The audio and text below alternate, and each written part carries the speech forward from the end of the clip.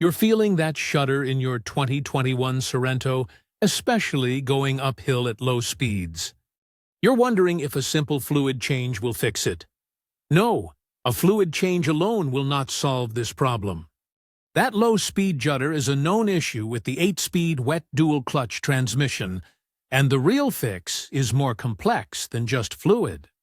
Your transmission is like two manual transmissions in one box, each with its own clutch. The wet part means these clutches are bathed in oil to keep them cool. To give you a smooth start from a stop, the computer tries to slip those clutches just right, like a good driver feathering the pedal.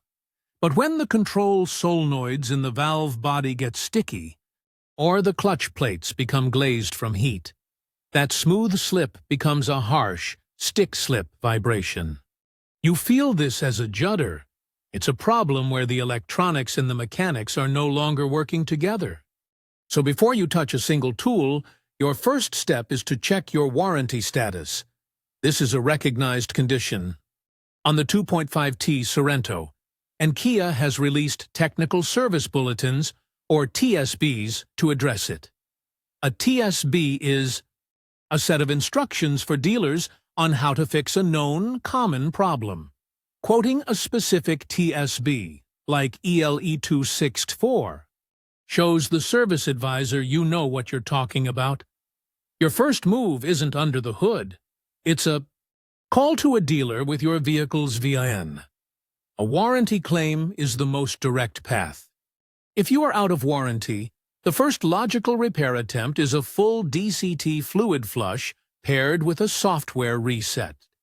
Over time, the fluid breaks down from heat and collects tiny metal particles from the clutches, making the shudder worse.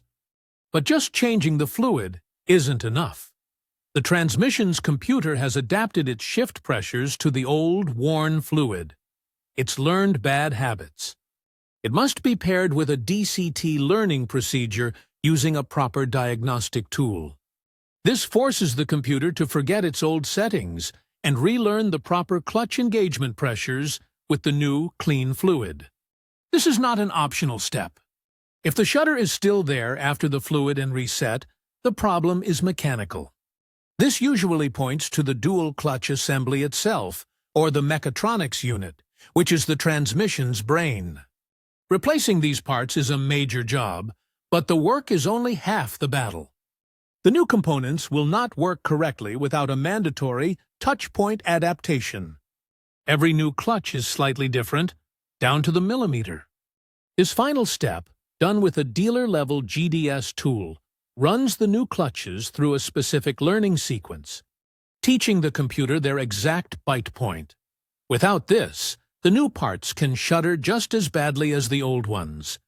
Ignoring this shudder will lead to progressive damage.